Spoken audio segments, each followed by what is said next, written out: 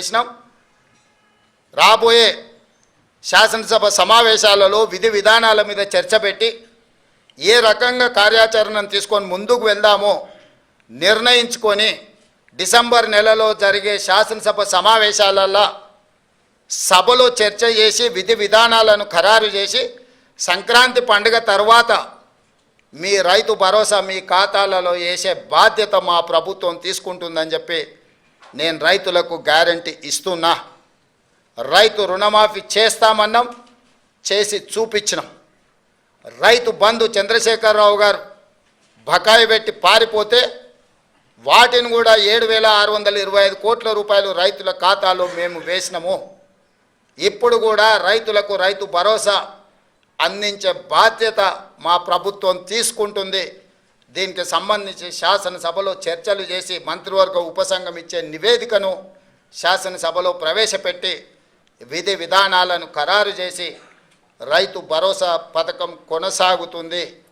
మారీచులను మారువేషంలో వచ్చే వాళ్ళను అది బీఆర్ఎస్ వల్ల బీజేపీ వల్ల చూడకండి, నమ్మకండి, వాళ్ళ మాటలు వినకండి.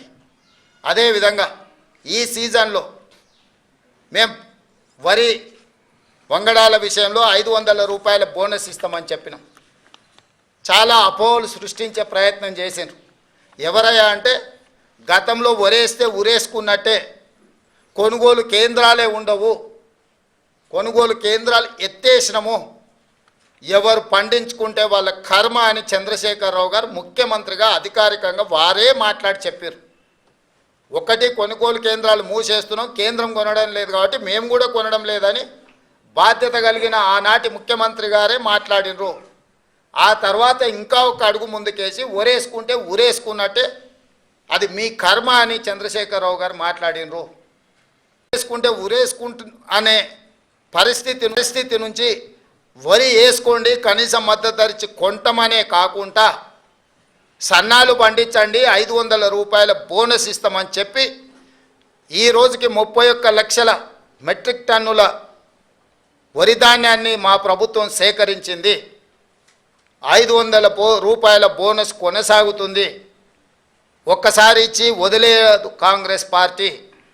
కాంగ్రెస్ పార్టీ ఆనాడు ఉచిత కరెంటు ఇస్తామన్నాం, ఎవరు వచ్చినా ఇవ్వక తప్పని పరిస్థితి సృష్టించినము. ఈనాడు సన్నాలు పండించిన వాళ్ళకి 500 రూపాయలు బోనస్ ఇస్తామన్నాం, వానాకాలం ఇచ్చినాం. రేపు వచ్చే సీజన్కు కూడా 500 రూపాయల బోనస్ కొనసాగుతుంది. అయితే రైతులకు నిపుణులు తెలంగాణ సోనా, బీపీటీ, హెచ్ఎంటీ ఇట్లాంటి వంగడాలు వేస్తే ఎక్కువ ఉత్పత్తి వస్తుంది, రైతులకు మేలు జరుగుతుంది అని చెప్పి కొంతమంది శాస్త్రవేత్తలు మాకు చెప్పడం జరిగింది. అందుకే నేను రైతులకు సూచన చేస్తున్నా, తెలంగాణ సోనా, బీపీటీ, హెచ్ఎంటీ లాంటి వంగడాలు వేస్తే మీకు పంట అధికంగా వస్తుంది. ఇవి తెలంగాణలో ఎక్కువగా తింటారు. ఎందుకు ఇలాంటివి ఏమంటున్నాం, చాలా రకాలు ఉన్నాయి, 31 రకాలు ఉన్నాయి సన్నాలకు సంబంధించి మేము జీవో ఇచ్చినాం. కానీ తెలంగాణలో ఉండే ప్రజలు అత్యధికంగా తినేది తెలంగాణ సోనా, బీపీటీ లేకపోతే హెచ్ఎంటీ. ఈరోజు రేషన్ షాపులలో సన్న బియ్యం ఇస్తామని మాట ఇచ్చినాం.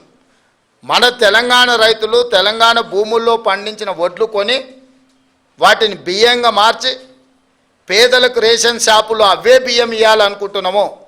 ఈరోజు సంక్షేమ హాస్టళ్లలో ఎస్సీ, ఎస్టీ, బీసీ, మైనారిటీ గురుకులాలు, కస్తూర్బా స్కూళ్ళు, ఏ ప్రభుత్వ పాఠశాలలలో భోజన పథకం అమలు జరుగుతుందో వాళ్ళందరికీ కూడా సన్న బియ్యంతోనే భోజనం పెట్టాలి.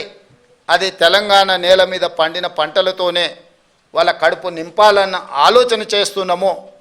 నేను రైతులకు విజ్ఞప్తి చేస్తున్నా, మీరు నాణ్యత కలిగిన సన్న వడ్లు పండిస్తే అవి బియ్యంగా మారి తిరిగి మన పేదల కడుపు నింపడానికి అవకాశం ఉంటుంది.